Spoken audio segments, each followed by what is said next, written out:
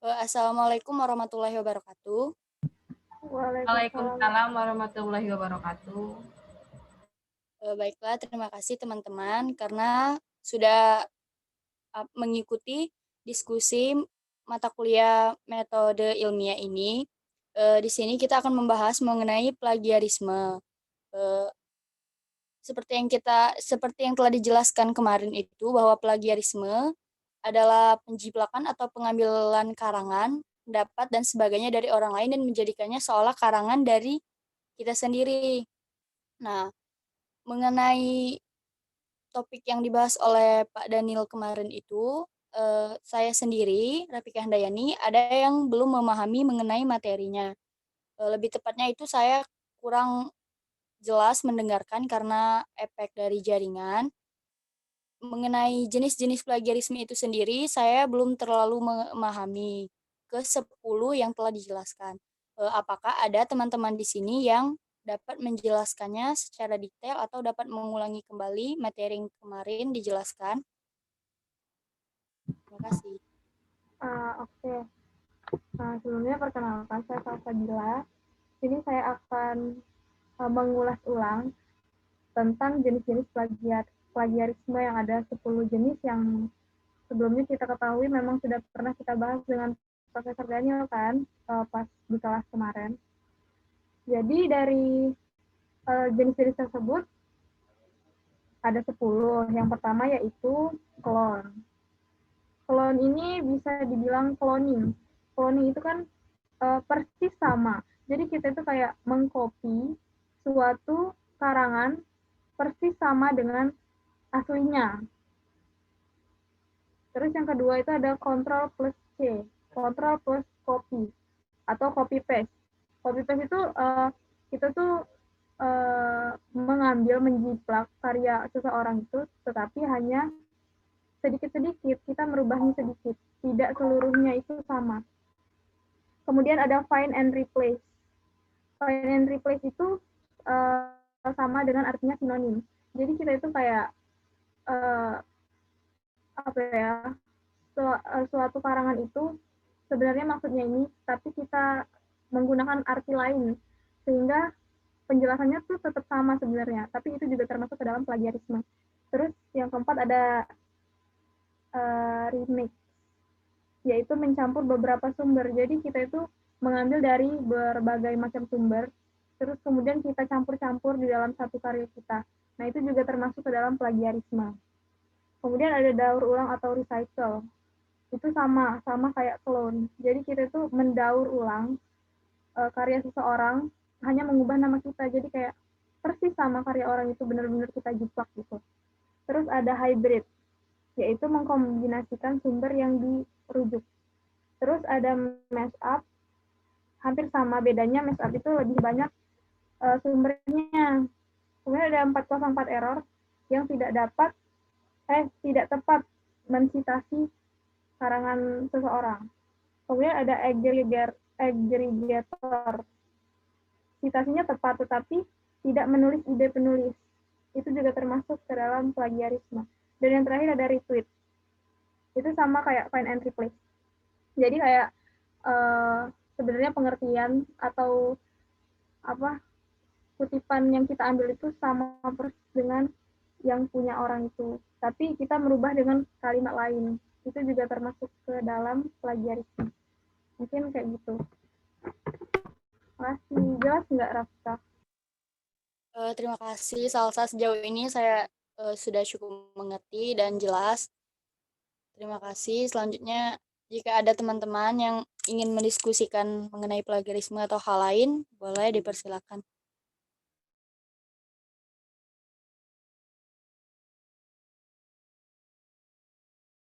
Baiklah, di sini saya juga ada hal yang tidak saya mengerti, yang belum saya mengerti. Kan kita tahu ya, pasti banyak banget kan di Indonesia ini yang plagiarisme, melakukan tindakan plagiarisme terhadap karya orang lain. Nah, kira-kira apa sih yang melatar belakangi seseorang itu melakukan tindakan tersebut? Dia melakukan tindakan plagiarisme. Menurut kalian apa sih? Ada Baiklah. Kalau menurut saya sendiri itu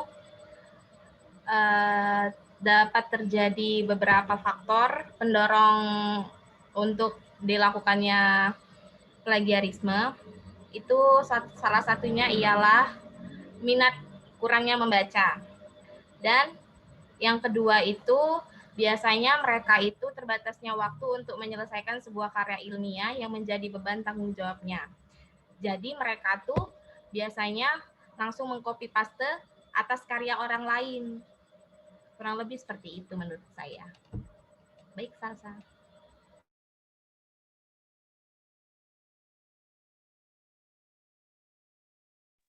Untuk teman-teman yang lain, jika masih ada yang ingin didiskusikan atau nanti ada yang belum dipahami, boleh ditanyakan atau didiskusikan di sini. Saya ingin bertanya, mungkin dari kalian ada yang tahu cara mengatasi agar tidak terjadinya plagiarisme itu tersendiri bagaimana menurut kalian?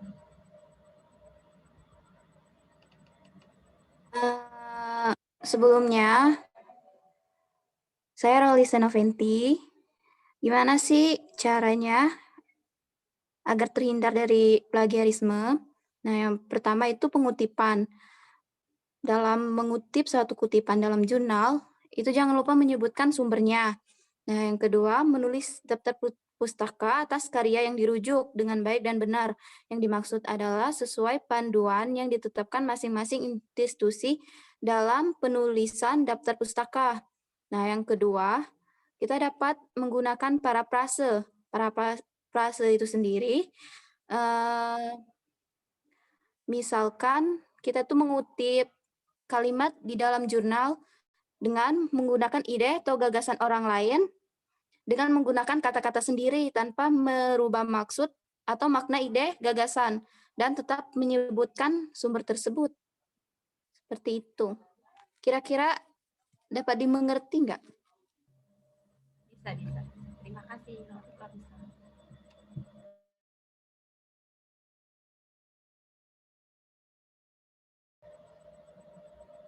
Baik, kemarin kan kita dapat tugas dari Pak Daniel, yaitu disuruh membuat naratif review yang bertopik kopi. Jadi di sini kita akan melihat tingkat plagiarismenya, kita cek melalui web. Yang pertama itu kita cek yang punyanya Salsabila dulu. Sebentar.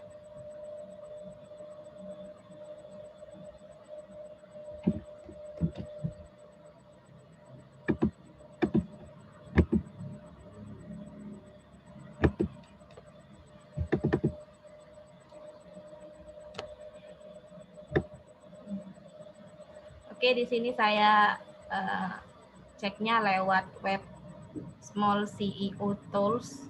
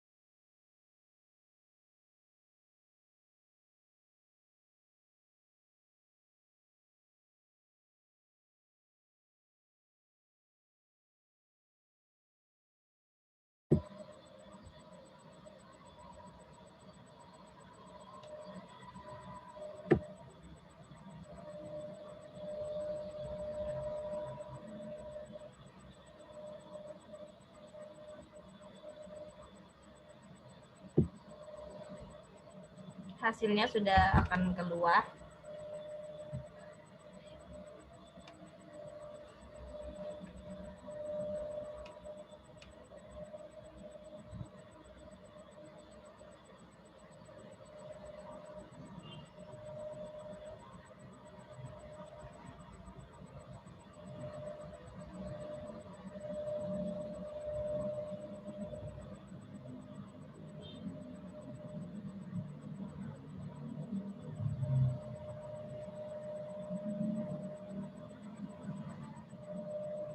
Baik, punya naratif Salsabila ini tidak ada plagiarismenya. Plagiarismenya itu 0%. Baik, kita akan mengecek yang Rolisa. Sebentar. Baiklah teman-teman, sekalian kita menunggu webnya mengecek apakah ada plagiarisme atau tidak pada tugas kita. Jika ada yang ingin bertanya atau ada yang ingin diskusikan lagi, boleh disilahkan.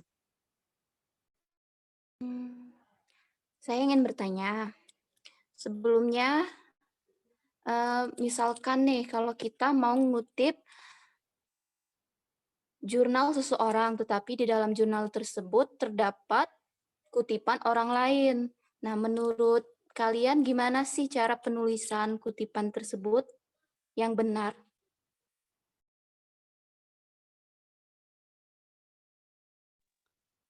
Oke, baiklah. Karena saya cukup memahami atau saya memperhatikan kemarin itu videonya, jadi saya akan membantu menjawab. Jadi saya akan memberikan contoh. Misalkan saudari Rolisa ingin mengutip jurnal milik Salsabila dan teman-teman, tetapi di dalam jurnal tersebut ada kutipan punyanya si Siti Nurrohmah dan teman-teman. Jadi cara penulisan untuk di daftar pustakanya, cara penulisan untuk di kutipannya yaitu pertama itu tulis dulu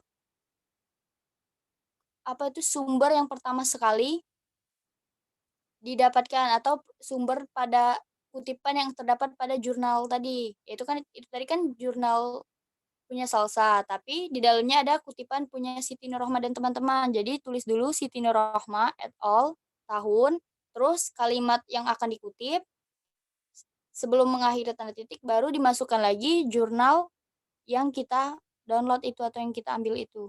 Hanya Salsa, misalkan. Salsa et al. Tahunnya, begitu. Maaf kalau kalimat saya tidak beraturan. Apakah bisa dipahami kepada saudari Rolisa? Bisa, Pika. Terima kasih. Ya, Baik, kita lanjutkan mengecek yang punyanya Rolisa.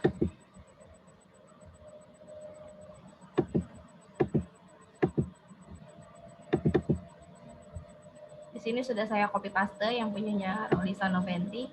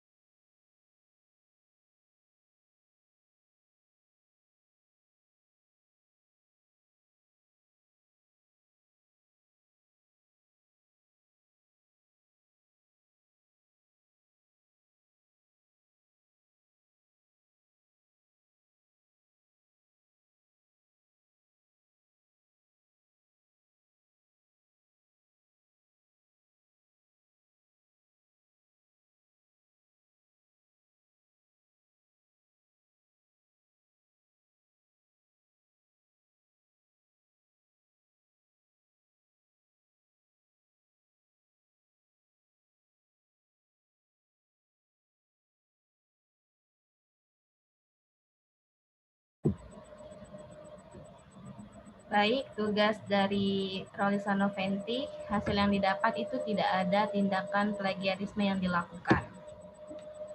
Oke, kita lanjutkan untuk mengecek tugas yang dibuat oleh Rafika Handayani. Oke, sebentar.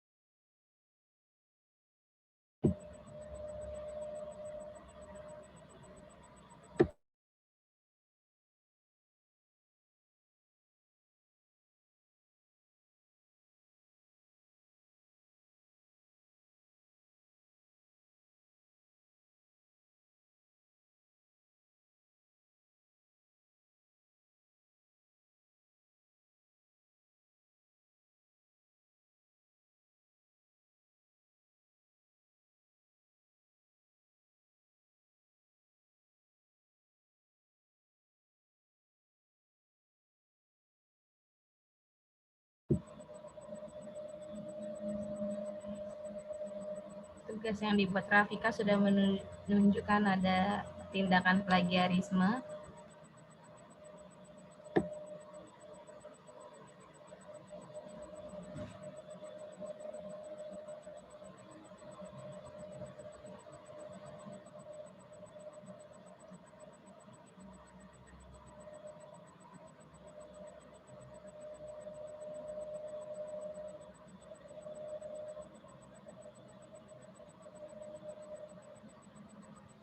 Di sini menunjukkan tingkat plagiarismenya itu 20%, dan kita bisa melihat ada beberapa paragraf 1, 2, 3, 4, 5. Dan di sini kita bisa melihat untuk membandingkan atau kita bisa melacak di mana letak keberadaan yang dijiplak oleh saudara Rafika. Di sini kita bisa lihat. Oke, baik. Selanjutnya, saya akan mengecek tugas naratif review yang saya buat sendiri.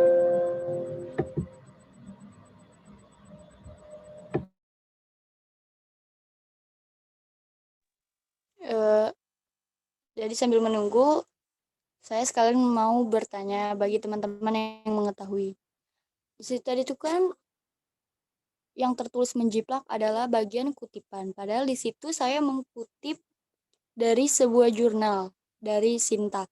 Tapi mengapa dikatakan menjiplak? Apakah ada yang mengetahui? Kalau menurut saya, mungkin saja itu kan kalau kita itu sebenarnya bukan diperbolehkan menjiplak, akan tetapi boleh menggunakan ide orang lain, kemudian diparafrase menggunakan bahasa kita sendiri. Nah, mungkin tadi kan terdeteksi adanya plagiarisme di dalam naratif punya Rafika. Nah, itu kemungkinan bisa jadi secara tidak sengaja adanya kesamaan dalam pemilihan kata yang digunakan. Karena bisa jadi kan mungkin bahasa yang digunakan oleh Rafika itu menggunakan bahasa pada umumnya yang biasanya dipakai di dalam buku gitu. Mungkin secara tidak sengaja bisa jadi itu yang membuat adanya terdeteksi si plagiarisme tadi, kemungkinan menurut saya. Terima kasih. Baiklah, terima kasih. Tapi kan padahal kan itu tuh sudah dibuat ya kutipan bahwa saya itu mengambilnya itu dari jurnal. Tapi mungkin terlihat menjiplak sih, tapi saya juga tidak tahu.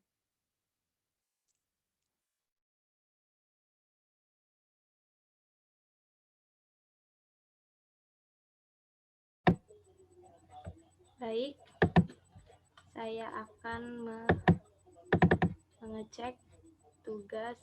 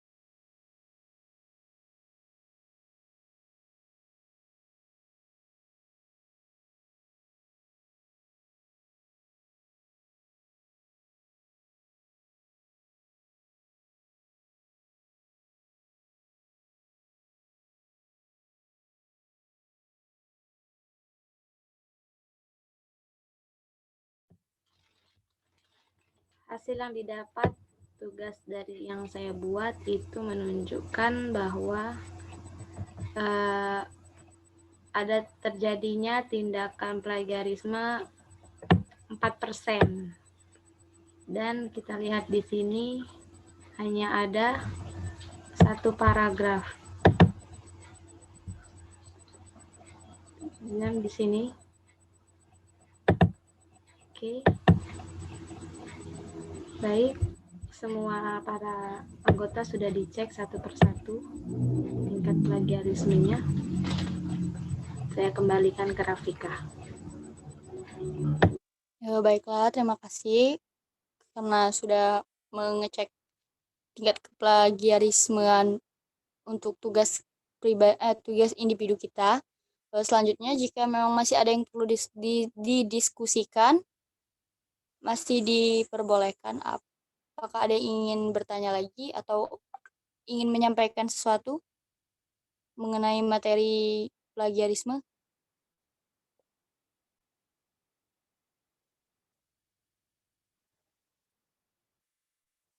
Jika memang sudah tidak ada lagi, maka saya di sini selaku moderator untuk diskusi kita malam ini akan mengakhiri Zoom meeting kita pada malam ini.